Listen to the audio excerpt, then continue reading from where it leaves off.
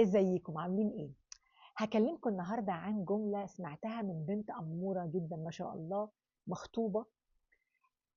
اتخانقت مع خطيبها، فبتقول لي لما اتخانقت مع خطيبها اتعاملت معاه كغريب. فلما آه اداها ميه قالت له شكرا.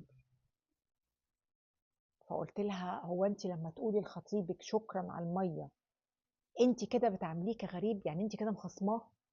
هو الطبيعي لما ابقى مصالحاه ما اقولوش شكرا؟ قالت لي عادي بقى، احنا بنبقى مع بعض عادي، ما فيش بينا وبين بعض رسميات. قلت لها يا الله. بصوا بقى يا جماعه، احنا في الموضوع ده مش بس البنوته دي، ناس كتير قوي.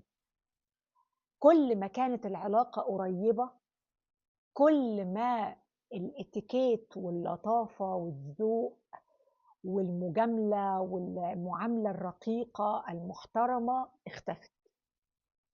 يعني يبقى عندي ضيوف وواحد مثلا يتخر لي في المكان اللي هو في بيتي، او مثلا يحط كوبايته مطرح ما شرب، او يروح يوديها المطبخ اقول له شكرا تسلم ايدك يا حبيبي ربنا يخليك ربنا يفرح مامتك بيك وي وي وي.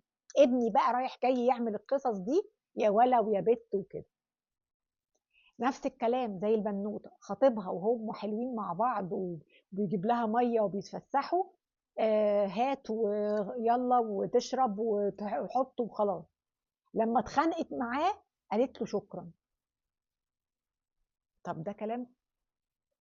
احنا مفروض لما بنبقى في عشرة طويلة، زي الولاد زي الزوج زي الأصدقاء المقربين زي الأخت زي الأخ زي الماما زي البابا، كاميرا دماغنا والكاسات والمسجل اللي جوه دماغنا فاتح 24 ساعة بيلقط وبيسجل وبيحاسب وبيحوش، والانتظار بيفتح بقى بالأيام مش بالساعات. فده بيعمل نوع من انواع الاحتكاك في العلاقه الوحش، يعني بيبقى فيه نوع من انواع التحويش السلبي. ليه؟ نفسي اسمع كلمه حلوه ما بسمعهاش، نفسي اسمع مثلا تقدير ما بسمعوش، نفسي اتغازل واتعاكس ما بيحصليش، نفسي اتحضن ما بيحصلش، نفسي يدعي لي بصوت ما بيحصلش، نفسي اسمع كلمتين حلوين وانا خارجه وانا راجعه ما بيحصلش. بس ده بيحصل في شغلي في علاقات قصيرة، بيحصل في أوبر، بيحصل في سايس عربية، بيحصل وانت داخلة السوبر ماركت، طبعا راجل وست وشاب وكبيرة وكل الناس. طيب ايه بقى؟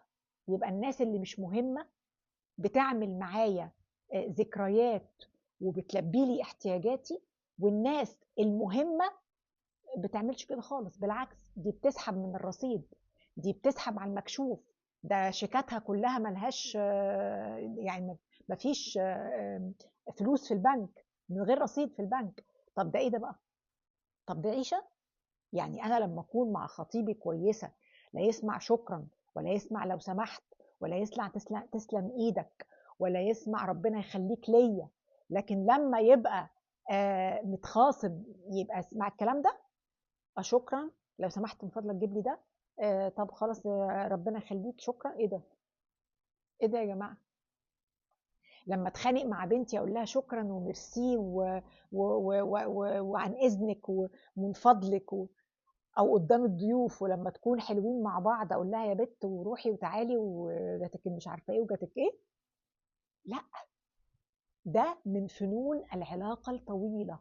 طالما ناوي على علاقة طويلة يبقى لازم العلاقة دي تملى عيني وتملى ودني وتملى جلدي، وما يبقاش فيها انتظار، ويبقى فيها رصيد رصيد رصيد رصيد رصيد. انا مش هزعل لما اركب اوبر ما يقوليش حمد لله على السلامه ولا شكرا، ولا ما يهمنيش لما اخش سوبر ماركت يقول لي ربنا يخلف عليكي وبالهنا والشفا ما يهمنيش انا الكلام ده، بس يهمني وانا داخله البيت جايبه الحاجات بتاعت السوبر ماركت يتقال لي الكلام ده.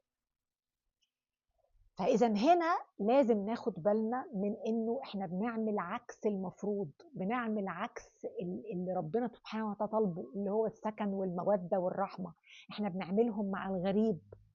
فمش مفروض ابدا يبقى من علامات الخناقه هي الذوق والاتيكيت والمجامله، ومن علامات الصفا والموده ان احنا يبقى في صمت او يبقى فيه هزار بايخ، او يبقى فيه امتناع يعني بالسلبي.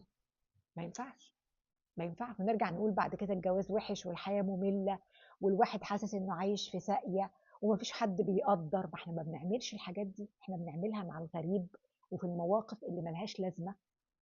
مش بس كده، احنا بنربطها بالسيء. يعني انا كده ربطت مع خطيبها ان كلمة شكرا تساوي خصام، فهو مش هيقولها، مش هتطلع منه بعد كده. ما تجيش تقول لي بقى ما بيتقاليش شكرا، ما حضرتك عملتي ارتباط شرطي ما بين كلمة شكرا وكلمة الخناقة والبوز. يبقى ازاي هو هيقولها، وازاي هيبوس ايدك، وازاي يبوس راسك ويقول لك تسلمي لي وشكرا ربنا يخليكي يا حبيبتي؟ ازاي؟ مش هتحصل، هتبقى تقيلة. يا رب نكون استفدنا ويومكم حلو.